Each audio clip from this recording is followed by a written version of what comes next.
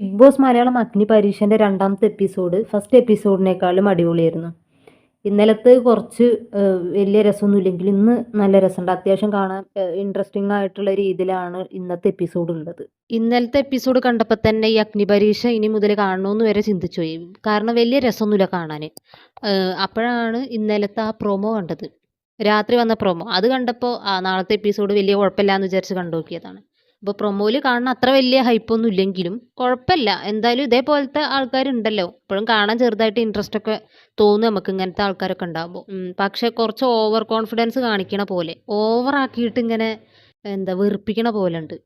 അത് ജഡ്ജസ് ആണെങ്കിലും ഇപ്പോൾ വന്ന മത്സരാർത്ഥികളാണെങ്കിലും ഓവറായിട്ട് ഇങ്ങനെ എന്തൊക്കെയോ കാണിച്ചു കൂട്ടുന്നുണ്ട്. ഇന്നത്തെ എപ്പിസോഡിൽ ഫസ്റ്റിനെ കാണിക്കുന്നത് ഇന്നലെ രാത്രി നടന്ന ആ ഒരു പ്രൊമോയിലെ കാര്യമാണ്. അതിൽ എന്താന്ന് വെച്ചാൽ ഇന്നലെ ആ പൂജ ലോക്ക് തുറക്കാതെ തന്നെ പൂജ കരഞ്ഞപ്പോൾ ജഡ്ജസ് രഞ്ജിന് ചോദിച്ചു ഒരു ചാൻസ് കൂടി കൊടുക്കല്ലേ എന്ന് ചോദിച്ചപ്പോൾ ഈ കൂട്ടത്തിലുണ്ടായിരുന്ന ഈ പൂജ അടക്കം പറഞ്ഞു എന്ത് ഓക്കെ എന്ന് പറഞ്ഞിട്ടുണ്ടായിരുന്നു. അപ്പോൾ അങ്ങനെ പറഞ്ഞിട്ട് ഇന്നിപ്പോൾ സ്റ്റേജിൽ വന്നിട്ട് ഇന്നലത്തെ എക്സ്പീരിയൻസ് ചോദിച്ചപ്പോൾ പറഞ്ഞു ആ കാര്യങ്ങൾ പറയണത് കാര്യമൊക്കെ തന്നെയാണ്. പക്ഷേങ്കിൽ അത് ഇന്നലെ തന്നെ പറഞ്ഞാൽ മതിയായിരുന്നു. അതിലിപ്പോൾ ഔട്ടാവോ അല്ലെങ്കിൽ വേറെ എന്തെങ്കിലും കരുതോ അങ്ങനത്തെ ഒന്നും ചിന്തിക്കാതെ തന്നെ ഇന്നലെ തന്നെ പറയുകയാണെങ്കിൽ അതിനൊരു കാര്യം ഉണ്ടായിരുന്നു. ഇതിപ്പോൾ ഇന്നിങ്ങനെ വന്ന് പറയുമ്പോൾ എന്തായാലും രഞ്ജിനിന്റെ ഭാഗത്ത് തന്നെയാണ് ന്യായം. രഞ്ജിനി അങ്ങനെ ചോദിക്കുമ്പോൾ ആള് സമ്മതിക്കുന്നുണ്ട് ഇന്നലെ ചോദിച്ചില്ലെന്നൊക്കെ. ഇന്നലെ തന്നെ ചോദിക്കുകയാണെന്നുണ്ടെങ്കിൽ അതിലൊരു കാര്യം ഉണ്ടായിരുന്നു. ഇത് ഇന്ന് വന്ന് പറയുമ്പോൾ പിന്നെ എക്സ്പീരിയൻസ് ചോദിച്ചപ്പോൾ പറഞ്ഞു എന്ന് തന്നെ ഉള്ളൂ. പക്ഷെ ഇന്നലെ തന്നെ പറയണമായിരുന്നു അത്. റെനീഷ ഇതിലൊരു കാര്യം പറയുന്നുണ്ട്. നമ്മൾ ബിഗ് ബോസ്ക്ക് കയറിയിട്ടില്ല എന്നുള്ളത്. അത് ഈ പറയും പോലെ ഇതിലുള്ള ഒരാളും അത് ചിന്തിക്കണില്ല. ബിഗ് ബോസ്ക്ക് കയറിയിട്ടില്ല എന്നുള്ളത് ആരും ചിന്തിക്കണില്ല. എല്ലാവരും ഓവറായിട്ട് എന്തൊക്കെയോ കാണിച്ചു കൂട്ടുകയാണ് ഭയങ്കര സംഭവമായിട്ട്. സത്യം പറഞ്ഞിട്ടുണ്ടെങ്കിൽ ഇങ്ങനെ കാണിക്കുമ്പോൾ ആൾക്കാർക്ക് കൂടുതൽ വെറുപ്പാവുക ചെയ്യുള്ളൂ. ഇതൊക്കെ പറയണതിലൊക്കെ കാര്യമുണ്ട്. പക്ഷെ ഓവറായിട്ട് എന്തൊക്കെയോ കാണിച്ചു കൂട്ടുന്ന പോലെ ആർക്കെങ്കിലും ഇഷ്ടപ്പെടുമെന്ന് പറയാൻ പറ്റില്ല. ഇങ്ങനെയുള്ളവരെയും കുറെ സപ്പോർട്ട് ചെയ്യുന്ന ആൾക്കാരുണ്ടല്ലോ. അപ്പൊ അതിലൊക്കെ കയറിപ്പോവാൻ ചാൻസ് ഉണ്ട്.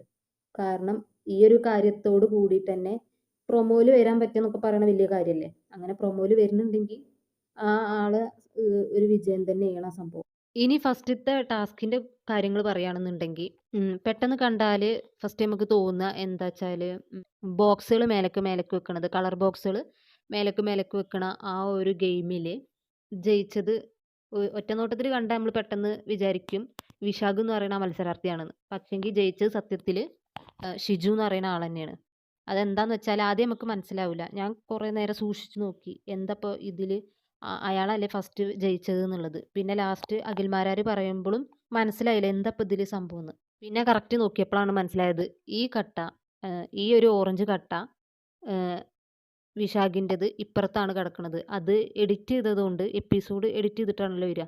അപ്പോൾ ഇവർ ഇത് കുറേ മേലക്ക് മേലക്ക് വെച്ചിട്ട് ചിലപ്പോൾ താഴെ വീണിട്ടുണ്ടാവും. അപ്പോൾ ആ താഴെ വീണപ്പോൾ രാകേഷിൻ്റെ ബോക്സുകളും ഇപ്പോൾ ഈ പറഞ്ഞ വിശാഖിൻ്റെ ബോക്സുകളും തമ്മിൽ കൂടി കലർന്നിട്ടുണ്ട്.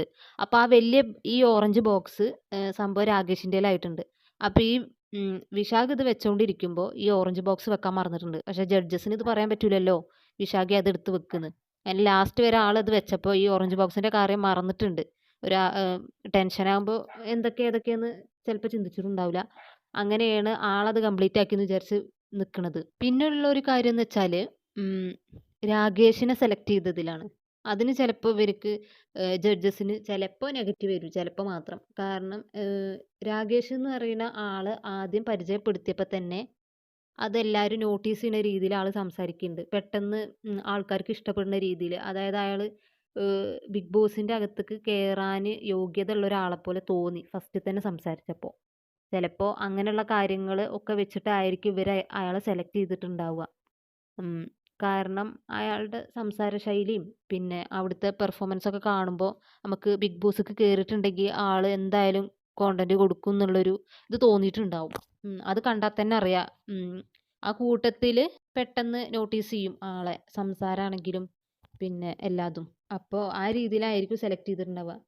അത് ഒന്നാമത്തെ കാര്യം ഗെയിമിലുള്ളത് മാത്രം നോക്കിയിട്ട് എന്തായാലും ഇതിൽ സെലക്ട് ചെയ്തിട്ട് കാര്യമില്ലല്ലോ. ഗെയിം കളിക്കാൻ മാത്രം അറിയാമെന്നുള്ള രീതിയിൽ ബിഗ് ബോസ്ക്ക് കയറ്റി വിട്ടിട്ടും കാര്യമില്ല. അപ്പോൾ ഈ വരുന്ന മത്സരാർത്ഥികൾ ഇവരുടെ വേറെയുള്ള കാര്യങ്ങൾ ഇതേപോലെ സ്വഭാവങ്ങളും കാര്യങ്ങളും അതൊക്കെ നോട്ടീസ് ചെയ്തിട്ടാണ് ഇതിൽ സെലക്ട് ചെയ്യണത്. അതിന് നമുക്ക് കുറ്റം പറയാൻ പറ്റും തോന്നണില്ല. ഗെയിം വെച്ച് നോക്കിയിട്ടല്ലല്ലോ ഇപ്പോൾ ഇതിൽ വിടേണ്ടത്. അങ്ങനെയാണെന്നുണ്ടെങ്കിൽ അതിന് ഗെയിം കളിക്കാൻ അറിയുന്ന ആൾക്കാരെ മാത്രം കയറ്റി വിട്ടാൽ പോരെ. അപ്പോൾ ആ ഒരു കാര്യത്തിൽ രാകേഷിനെ കയറ്റിയതിൽ വലിയ നെഗറ്റീവ് ഒന്നും തോന്നിയിട്ടില്ല.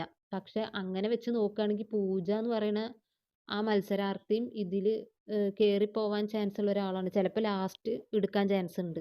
ഇനി രണ്ടാമത്തെ ഗെയിമിനാണ് രഞ്ജിനിക്ക് ഭയങ്കരമായിട്ട് നെഗറ്റീവ് വന്നുകൊണ്ടിരിക്കുന്നത്. അത് ഒരു പക്ഷേ കറക്റ്റ് കാര്യങ്ങൾ ചിന്തിക്കാത്തതുകൊണ്ടായിരിക്കും അങ്ങനെ നെഗറ്റീവ് പറയണത് തോന്നുന്നുണ്ട്. ഒരു ഗെയിമിൻ്റെ ജഡ്ജ് എന്നുള്ള നിലയിൽ രഞ്ജിനി പറഞ്ഞത് തന്നെയാണ് സത്യം പറഞ്ഞാൽ കറക്റ്റായിട്ടുള്ള കാര്യം. സത്യം പറഞ്ഞാൽ പൂജ ഗെയിമിൻ്റെ റൂൾസ് അനുസരിച്ചിട്ടല്ല കളിച്ചിട്ടുള്ളത്. എന്നാലും പൂജേനോട് ചോദിക്കുന്നുണ്ട് എന്ത് രണ്ടാമത് റീമാച്ച് വേണോ എന്നുള്ളത്. കാരണം ഓൾറെഡി എല്ലാവരും ജയിച്ചു എന്നുള്ള രീതിയിലാണ് പൂജനെ കാണുന്നത്. അപ്പോൾ രഞ്ജിനി ചോദിച്ചത് എന്താണ്, റീമാച്ച് വേണോ? കാരണം റീമാച്ച് കളിച്ചാൽ ചിലപ്പോൾ ആ സ്റ്റിക്ക് കറക്റ്റ് പിടിച്ചിട്ട് കളിച്ചിട്ടുണ്ട് എന്നുണ്ടെങ്കിൽ പൂജ തന്നെ ജയിക്കാൻ സാധ്യതയുണ്ട്. അപ്പോൾ അങ്ങനെ ഒരു ചാൻസ് പൂജക്ക് കൊടുത്താണ് സത്യം പറഞ്ഞാൽ.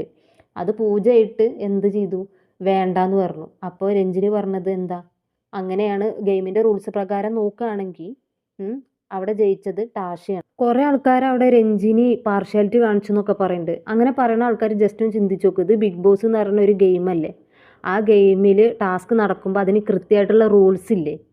ആ റൂൾസ് തെറ്റിച്ച ആൾക്ക് വീണ്ടും ഒരു ചാൻസ് കൊടുക്കാന്ന് പറഞ്ഞത് രഞ്ജിനി പറഞ്ഞത് എത്രയോ വലിയൊരു മാന്യതയായിട്ട് കാണണം. ആ അവസരം വേണ്ടാന്ന് ആ മത്സരാർത്ഥി പറയുമ്പോൾ റൂൾസ് പാലിച്ച ആൾക്ക് തന്നെയല്ലേ ആ വിജയം കൊടുക്കേണ്ടത്. അല്ലാതെ ജഡ്ജിന് വേറെന്താ വഴിയുള്ളത്? രഞ്ജിനി അവിടെ ആരെയും മനഃപൂർവ്വം നെഗറ്റീവാക്കാൻ ശ്രമിച്ചതാണ് തോന്നിയിട്ടില്ല. ഒരു ജഡ്ജിൻ്റെ ഡ്യൂട്ടി കറക്റ്റ് ചെയ്തു എന്നുള്ളത് മാത്രമാണ് തോന്നിയിട്ടുള്ളത്. ജസ്റ്റ് ഒന്ന് ചിന്തിച്ചാൽ മാത്രം മനസ്സിലാവും. കാരണം അവിടെ ഗെയിം കറക്റ്റ് കളിച്ച ആൾക്ക് വിജയം കൊടുത്തിട്ടില്ലേ പിന്നെന്തിനാണ് നമ്മൾ ഇതിങ്ങനെ കാണുന്നത്? അവിടെ രഞ്ജിനി ചെയ്തതിൽ തെറ്റുണ്ടെന്ന് തോന്നണില്ല. ഇനി മൂന്നാമത്തെ ഗെയിമിൻ്റെ കാര്യം പറയുകയാണെങ്കിൽ ശ്യാമിനെ സെലക്ട് ചെയ്തതും നല്ലതായിട്ടാണ് തോന്നിയത്. കാരണം ശ്യാം നല്ല സ്ട്രാറ്റജി ഒക്കെ യൂസ് ചെയ്തിട്ടാണ് ഇപ്പോഴേ ഗെയിം കളിക്കുന്നത്. അങ്ങനെ ആരും അവിടെ കളിച്ചിട്ടില്ല. കാരണം എല്ലാവരും മെയിനായിട്ട് നന്മമാരാവാനാണല്ലോ ശ്രമിക്കുക. പക്ഷെ ശ്യാം അവിടെ അങ്ങനെ ഗെയിം കളിച്ചത് സത്യം പറഞ്ഞാൽ ബിഗ് ബോസിൽ ഇങ്ങനെയുള്ള ആൾക്കാർ കയറണം. ഫസ്റ്റത്തെ എപ്പിസോഡ് കണ്ടപ്പോൾ പൂജനോട് കാണിച്ച ഒരു ഇത് കണ്ടപ്പോൾ ഒരു നെഗറ്റീവൊക്കെ തോന്നിയിട്ടുണ്ടായിരുന്നു ശ്യാമിനോട്. പക്ഷേ ഈ ഒരു ഗെയിം കളിച്ചപ്പോൾ കളിച്ചത് കണ്ടപ്പോൾ തോന്നി ആൾ ബിഗ് ബോസിൻ്റെ ഉള്ളിൽ കയറാൻ എന്തുകൊണ്ട് യോഗ്യത ഉണ്ടെന്ന്. ഇതിലൂടെ മനസ്സിലായത് എന്താണെന്ന് വെച്ചാൽ ശ്യാമാണെങ്കിലും പിന്നെ രാകേഷ് എന്ന് പറയുന്ന ആളാണെങ്കിലും ഗെയിം ജയിച്ചിട്ടല്ല ഇവർ രണ്ടാളെ സെലക്ട് ചെയ്തത്. അതെന്തുകൊണ്ടാന്ന് വെച്ചാൽ ആൾക്കാർക്ക് പെട്ടെന്ന് മനസ്സിലാക്കാൻ പറ്റുന്നതും ഇവരെ കുറിച്ചിട്ട് ആൾക്കാർക്ക് കൂടുതൽ സംസാരിക്കാനുണ്ടാവും എന്നുള്ളൊരു തോന്നൽ വരുന്ന രീതിയിലാണ് അവർ നിൽക്കുന്നത് അവിടെ. പിന്നെ പലരും പറയണ പോലെ അത്രയും നെഗറ്റീവായിട്ടൊന്നും തോന്നുന്നില്ല ഇവരുടെ ജഡ്ജ്മെൻറ്റ്. കാരണം നല്ല രീതിയിൽ തന്നെയാണ് ഇതുവരെല്ലാം ആൾക്കാരെ സെലക്ട് ചെയ്തെന്നുള്ളതാണ് ഈ 2 എപ്പിസോഡ് കണ്ടിട്ടും തോന്നിയിട്ടുള്ളത്. ഇനി ഇതിന്ന് വ്യത്യസ്തമായിട്ട് ആർക്കെങ്കിലും എന്തെങ്കിലും തോന്നിയിട്ടുണ്ടെങ്കിൽ ഞാൻ ചെയ്ത ഈ വീഡിയോ മുഴുവനായിട്ട് ആരെങ്കിലും കണ്ടിട്ടുണ്ടെന്നുണ്ടെങ്കിൽ ഇതിലെന്തെങ്കിലും അഭിപ്രായം കാര്യങ്ങളുണ്ടെങ്കിൽ ജസ്റ്റ് കമൻറ്റ് ചെയ്യാം.